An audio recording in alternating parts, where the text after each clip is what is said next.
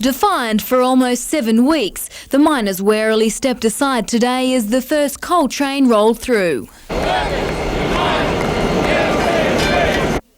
When the union found out that Rio Tinto had ordered a train for arrival at dawn, miners were set for a showdown. But confrontation turned into conciliation when both sides agreed to wave an olive branch in the Industrial Relations Commission last night. We've got a set of circumstances that allows us to see if they're fair dinkum.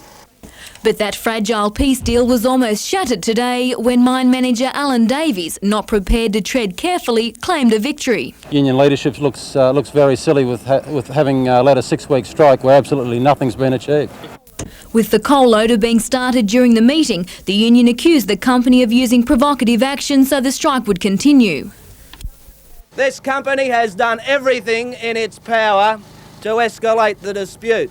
But when the time came to vote, the union encouraged its irate members to give the peace deal a go. We owe it to ourselves to give this a chance. We're going to have several stages of these negotiations where we can judge for ourselves whether they're fair dinkum or whether this is just another exercise in lies. Those in favour of accepting the motion, show of hands. All those against? I declare it overwhelmingly carried. The 20% of miners who voted against a return to work claim Rio Tinto can't be trusted. They say the company is only interested in moving its backlog of coal, but were not prepared to say so on camera for fear of victimisation. The 21-day negotiating period on striking a collective agreement begins tomorrow. In the meantime, miners will return to the coalface at 10:30 tonight, with Rio Tinto desperate to export coal and start making up the $40 million lost during the strike. Simone Cobb, NBN News.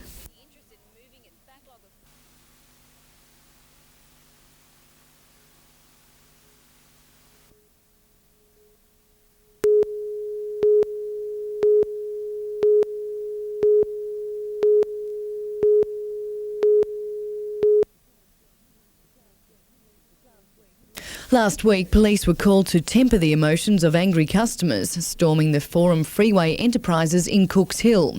Today, a security guard continued the vigil, monitoring a stream of complaints. They've never phoned me, they've never written a letter, they've never said why it was late.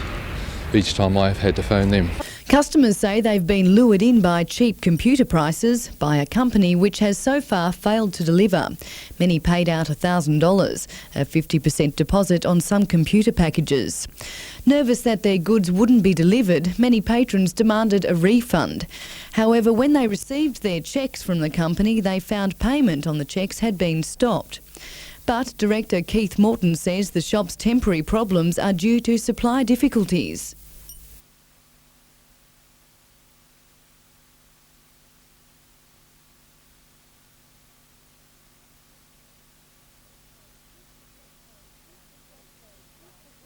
Since the shop closed last week, the Department of Fair Trading has taken 148 calls from unhappy customers. Now it's demanding a meeting with company representatives. Newcastle Police are monitoring the situation.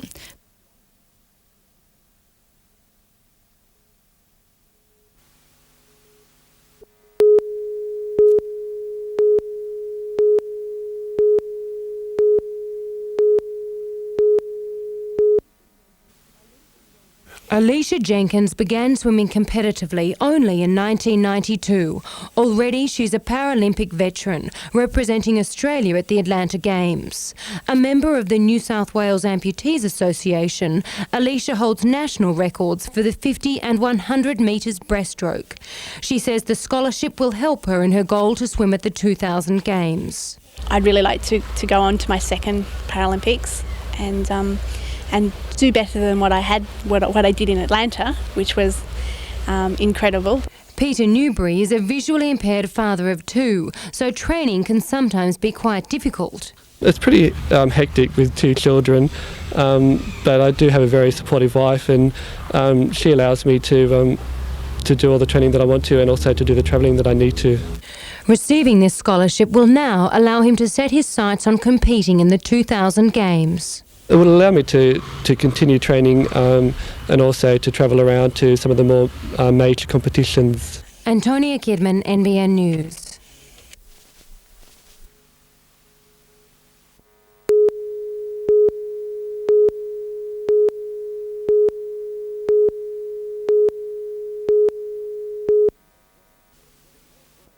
The Edgeworth Eagles were more than a match for the youthful exuberance of the Toronto Awabba Stags, coming out on top 2-0. The game was played in two 30-minute halves at breakneck speed. David Bock scored the double, the first in the 15th minute when Toronto failed to clear the ball from the 18-yard box. Bock was on hand to slot the ball past the keeper and into the net for a half-time lead of 1-0. He triumphed again in the 49th minute to secure the Arctic Cup for Edgeworth, along with the $2,000 purse.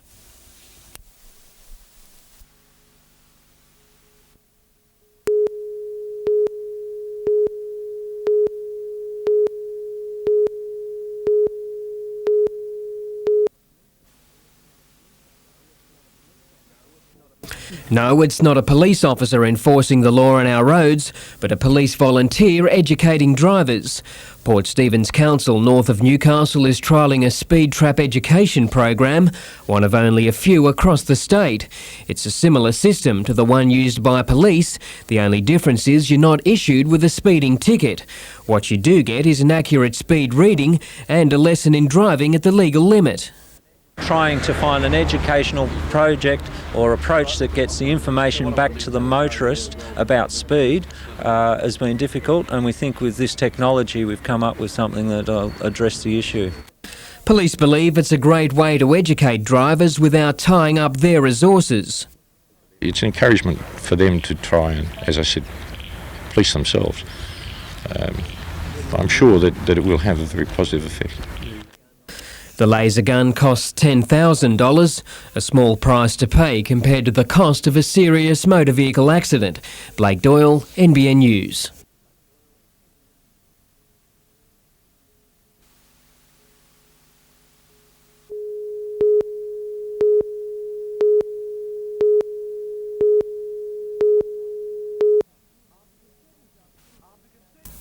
After conceding just 288 points in 12 games, Newcastle gave away 106 in 80 minutes last weekend in what was undoubtedly the club's worst performance this year. It was an embarrassment, and one the Wildfires are determined not to repeat against the Kookaburras this weekend. Canberra are a formidable opposition wherever you play them, and everybody has trouble with them at home, but we're dedicated ourselves to putting last weekend behind us and proving that it wasn't true and getting on with this weekend. Canberra is just one win in advance of the Wildfires on the competition ladder and has the psychological edge after its 39-25 win over Newcastle earlier this year. The Newcastle Rugby Union is nearing the business end of the season. There are 4 matches in Series 15 of the Premiership. Uni, Merriweather, Maitland and Easts have the home ground advantage. After its midweek loss to Toronto, Central Charlestown is back in action in the Newcastle Rugby League. The Butcher Boys up against North Nelson Bay in the opening match of round 16. The other game tomorrow is the highlight of the round. Curry hosting Souths in a bid to keep second place on the ladder. There are 3 games on Sunday. And Edgeworth host Wallsend in the NBN Soccer League's only match tomorrow, while on Sunday, East Maitland play Belmont Swansea, Toronto travel to Cessnock, Western meet Highfields and Hamilton host Broadmeadow. Jonathan Upton, NBN News.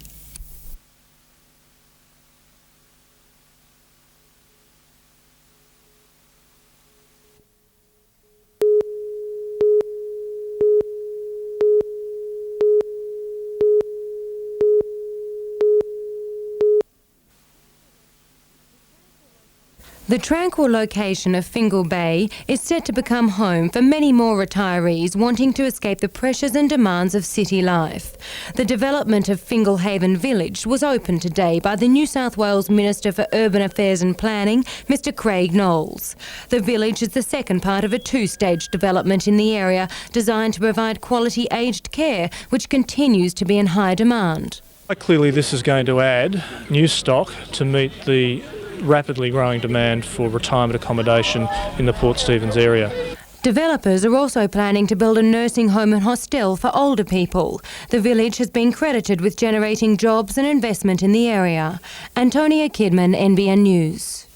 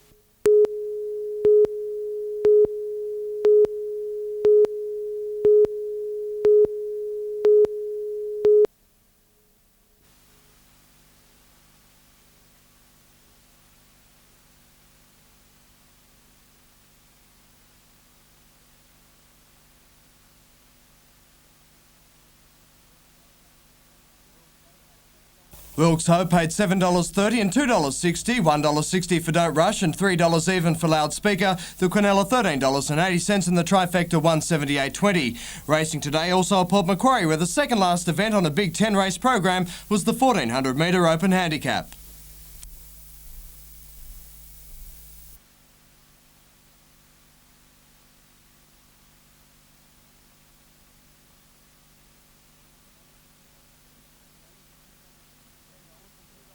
$10 and $2.70 was the gift for first placing, $1.50 for both Dapper Spirit and Sister Cecilia, the Quinella $22 and the Trifecta $171.60.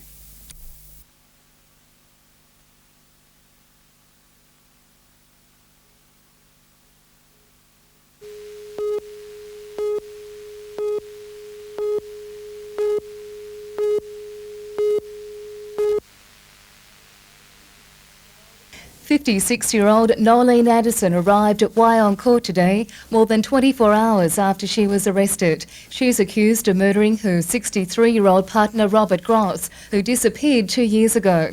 His remains were discovered on Friday, buried in a shallow grave under their Rocky Point home. His daughter is now relieved the mystery of her father's disappearance is solved. Slightly relieved but very hurt, because deep down I did hope that maybe Dad might come back. In court today, Police Prosecutor Richard Taylor formally opposed bail, given the nature of the offence and the fact Anderson had completed a handwritten statement containing certain admissions. Anderson's solicitor Kevin Pearce, however, applied for bail, saying his client had a serious medical condition and she was the sole carer of her 31-year-old schizophrenic son. Anderson's solicitor has alleged in court Robert Gross had a history of violence against his client and her son. He claims it extended over a long period of time. The magistrate granted bail on the condition $80,000 was provided in surety and Miss Anderson surrender her passport. She must also report to Wyong Police Station 3 times a week. Outside the court, family and friends were clearly distraught by the proceedings. Anderson was unable to meet the bail conditions by late today. Jenny Crouch, NBN News.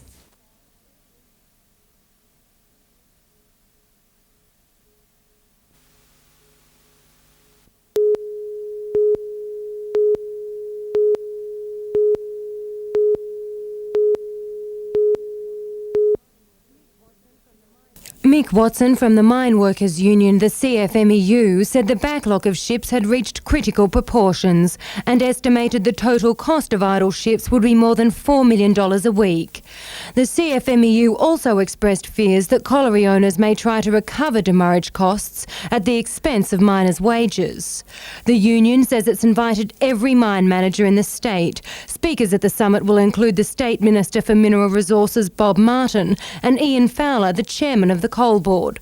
However, the company which controls the coal loader, Port Waratah, is yet to respond. The meeting is scheduled to take place at the Newcastle Town Hall early next month. Antonia Kidman, NBN News.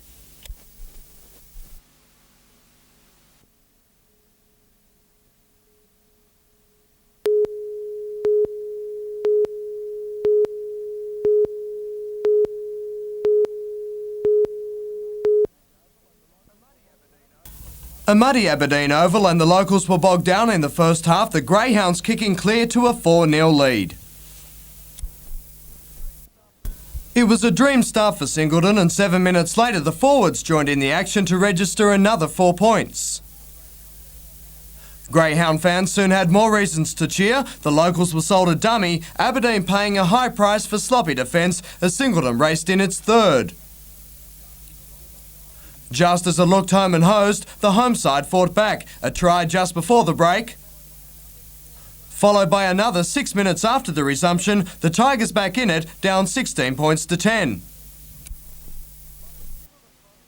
But when Singleton crossed again, it was all but over. A consolation try in the shadows of full-time, Aberdeen's only end-of-season joy. They're out for 97, while Singleton played the loser of next weekend's major semi-final between Denman and Muswellbrook. Jonathan Upton, NBN News.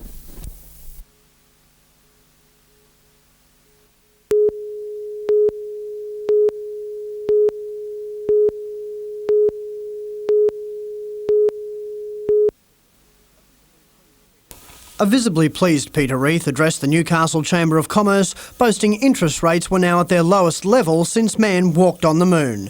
He told the assembled business leaders that conditions are now right for small business. This is very good economic news for the local area, and I think should give the Hunter region a shot in the arm of confidence for the future. However, Mr Reith cautioned the full impact of the 0.5% cut in official rates won't flow through to jobs growth for at least another 12 months. We've barely started to feel the benefits of the first, let alone the benefits of number 2, number 3, number 4 and today's number 5. I mean, the benefits of this cut and the other cuts are by and large ahead of us, not behind us. Mr Reith's visit also coincides with the 21-day negotiating period between unions and management at the Hunter Valley No. 1 coal mine. The minister warned that if a settlement isn't reached, the government may use new powers to ban strikes affecting international trade. His advice to the unions? Well, I think people ought to stay at work. That's the first thing. And I think the union should recognise that the company has got to be able to have the right to manage its own mine. The negotiating period ends on the 13th of August. Phil Hind, NBN News.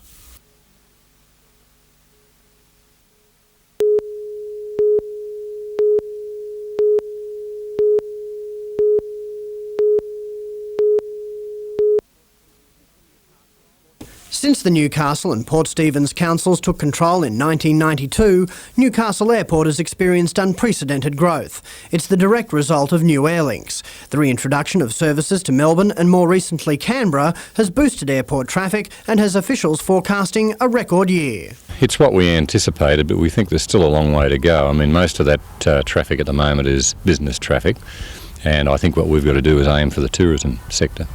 Mr Campbell predicts growth in tourism could double traffic in another 5 years. It will mean a major expansion. Already the airport apron is too small and plans are to expand it at a cost of almost $500,000. Beyond that, there's a need to double the size of the car park and eventually the terminal itself. The only restriction on the airport is a federal government cap of 25,000 aircraft movements a year due to the RAAF base. However, the airport board says it's not a big problem. My feeling is we'll go to bigger aircraft and, the growth will come through increased passengers. The aircraft movements might not change all that much. We'll just go to bigger aircraft. Mr Campbell says eventually Newcastle could add Alice Springs and Adelaide to its schedule, making it the most important regional airport in the state. Phil Hind, NBN News.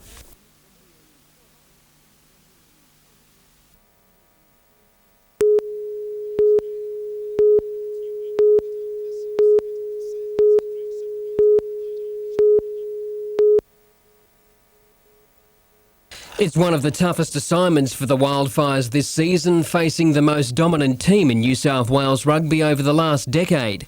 Naturally, they've got to be considered favourites, but we'll be approaching it the way we approach every other game, that the team's there to be beaten, and if you want to play with the best, well, you've got to compete with the best.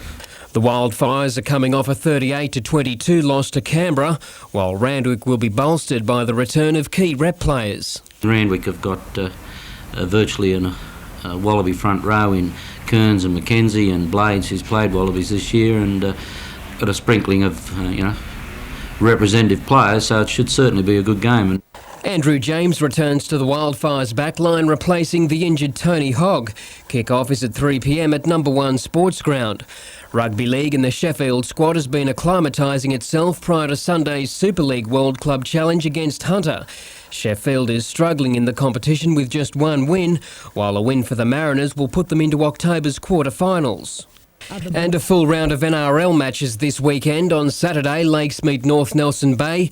Western Suburbs take on Central Charlestown, and Waratah at home to Toronto Workers. Sunday sees South against Maitland in the Battle of the Coalfields in the late game at Cessnock. Soccer and the Wallsend Red Devils play Cessnock Hornets tonight at Topper Stadium in the NBN Soccer League. Broadmeadow Magic plays the Highfields Wolves in the match of the round on Sunday. Blake Doyle, NBN News.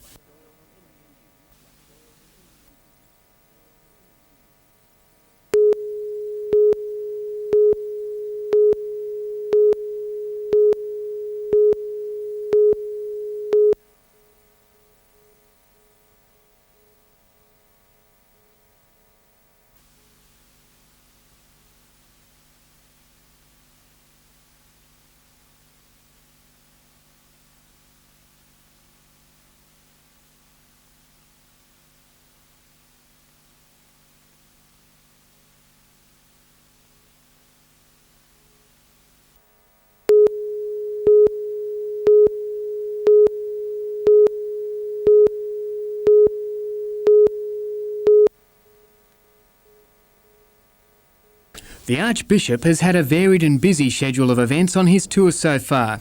As well as official greeting ceremonies, Dr Carey has spoken with school students and today toured areas of Newcastle's redevelopment, such as housing projects springing up on former industrial land. In his travels, he's become aware of Newcastle's sense of uncertainty over its industrial future, but says a positive outlook will prevail. Whenever there's bad news, if we're talking about the loss of a big business or a major tragedy, inevitably, of course, one throws up one's hands in horror and feels that life can never be the same again. But there's something about the human spirit which will always transcend these issues and move on with greater vision and determination. The Archbishop also visited an HIV/AIDS hospice, again offering hope to those he met and praised the efforts of a community compassionate to the needs of minority groups. He also hopes the church can offer more relevance to people in their daily lives. Every local church ought to be setting a target and to say, this year, in 18 months' time, we expect to be 10% better off, financially and in numbers as well. It can be done.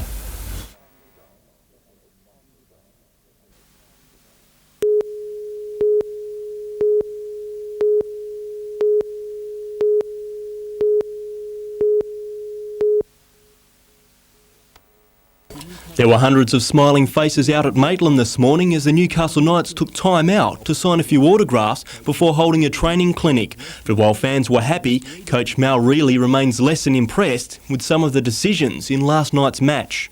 Can't say too much, obviously. We'll be speaking to various people down there at the headquarters at Rugby League. The Knights coach claiming the result of last night's match hinged on some dubious calls. I've spoken to Mick Stone about the video action replay system. I think it's a must.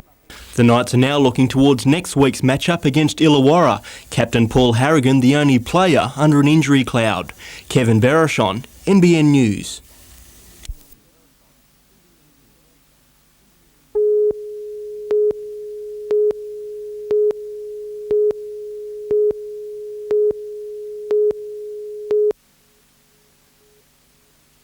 West were simply too good for Central Charlestown as they continually broke through the defence and crossed under the uprights. The scoreboard operators kept busy with the ever-increasing score as West players crossed time and time again. Some fans happier than others about the on-field slaughter. In the end, Central Charlestown finished a massive 88 points behind West's. Turning to rugby union, and the Wildfires have come up with an historic win against Randwick at the #1 sports ground. Turning around a half-time 7-3 scoreline, Newcastle piled on the pressure. The final score seeing the Wildfires 4 points up, running out winners over Randwick 18-14. Still in Newcastle, and some of the state's best surfers took to the water off Merewether for the inaugural Merewether's Teams Challenge. A solid 6-foot swell had all competitors smiling before a gutsy southerly breeze made its mark. Local surfers Luke Egan and Matt Hoy breezed through to tomorrow's finals, easily winning their early heats. Competition gets underway from 8 a.m. tomorrow.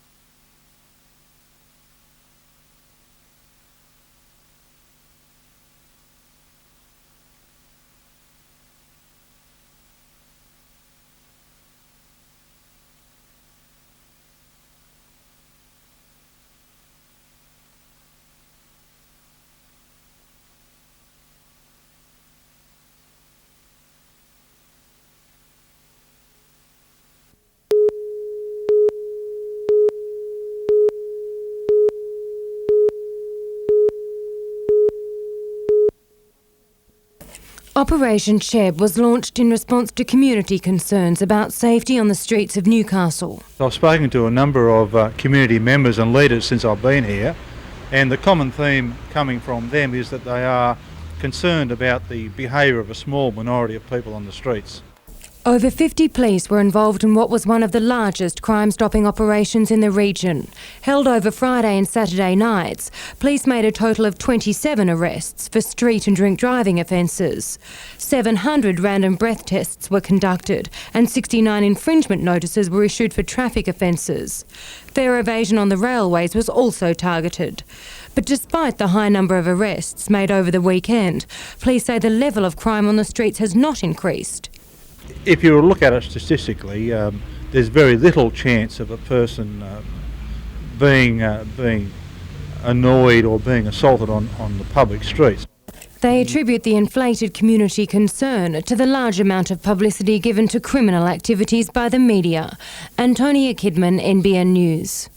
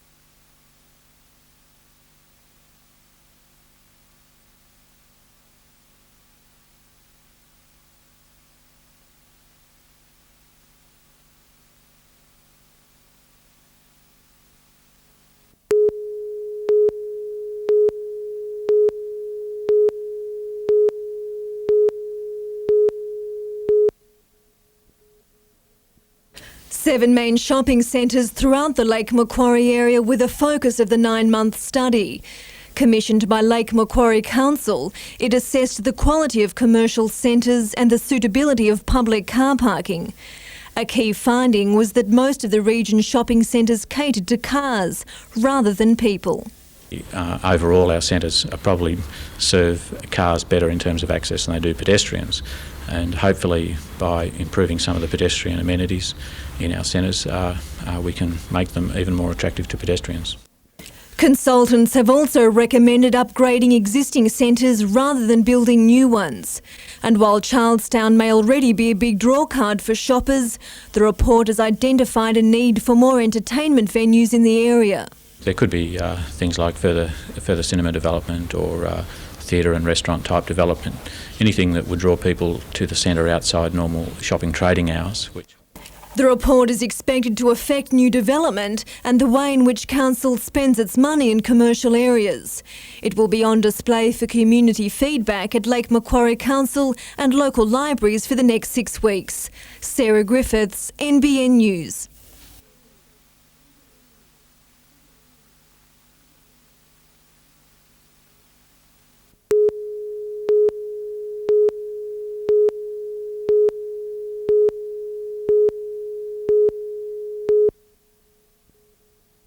While many health services throughout the state regularly conduct their own small-scale surveys, this is the first time the Department of Health has embarked on such a comprehensive study. It's hoping to find out what people think of the health system and what they'd like to see introduced. We've got commitment to extending our services into the community. Now that's how we as health professionals feel about it, but in fact the community might have a different view, so it'll be really interesting to see how and where they feel health services should go in the future. 17,000 households will be asked to take part. They'll be randomly selected and interviewed by telephone. An opportunity mainly for consumers to have their say about diet, exercise, what they think of our current services. The survey is expected to be completed by December, with the results distributed to health services early next year. Sarah Griffiths, NBN News.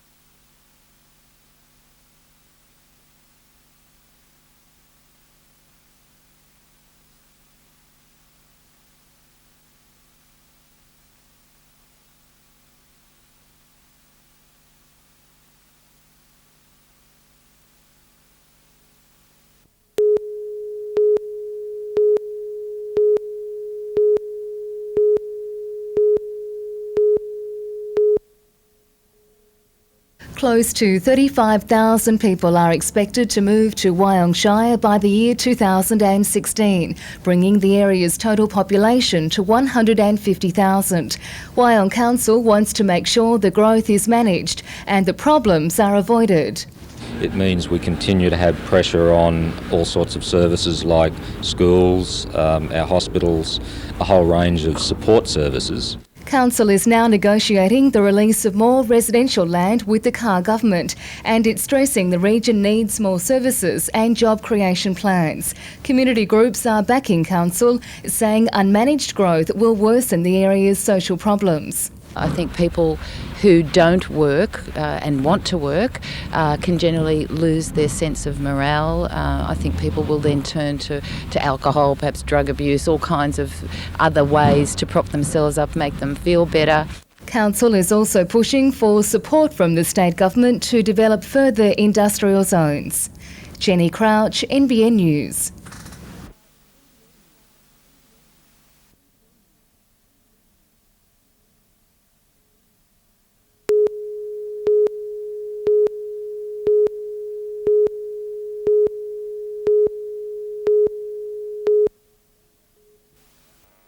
When Belinda Lowe held her 2-month-old son this afternoon, it was like it was for the very first time. She'd been set free after believing she may go to jail. Very relieved. I didn't expect that at all. Belinda says she killed her former flatmate Warren Castle at Stockton in November last year because she feared he would harm her and her unborn child. She says he'd punched her in the stomach 2 days earlier and she picked up the knife determined to protect her baby. A Newcastle Supreme Court jury accepted the stabbing was in self-defence and after deliberating for just 4 hours acquitted her of murder and manslaughter. I'm so happy that she has able to go home today with the baby. We just didn't know what we were going to do. Today's decision is the third acquittal by a New South Wales Supreme Court jury in the last week. In each matter, the killing was admitted, but the jury found the circumstances extraordinary. It was a Newcastle jury which also set free Dean Waters, finding the former boxing champion was under the control of his father when he killed his stepmother's lover 9 years ago. And on Friday, a Sydney jury acquitted former policeman Sayed Morgan of shooting a man who'd allegedly molested 3 young female relatives. For Belinda Lowe, today's decision is the best possible outcome. She says she only did what any mother would do. Basically what anyone would, I guess, which is anything. Jodie McKay, NBN News.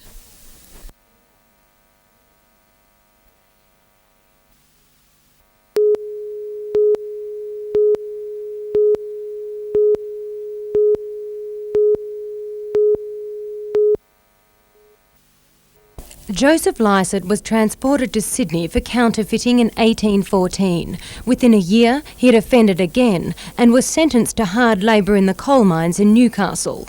In this time, Lycett's talent as an artist was nurtured under the settlement's commandant, Major James Wallace. He's certainly the most prolific in terms of Newcastle history in that period. So he gives us a picture which is topographically correct of the very early settlement of Newcastle. Joseph Lycett was in Newcastle for 3 years. In that time, he painted Lake Macquarie, Nobbies and the city of Newcastle when it was one big convict camp. The book is the culmination of 14 years' work from author Dr. John Turner. He says because of the nature of his crimes, Lycett was a very difficult subject to research. A full range of his works are featured in the book, including many of his paintings of Aborigines. Antonia Kidman, NBN News.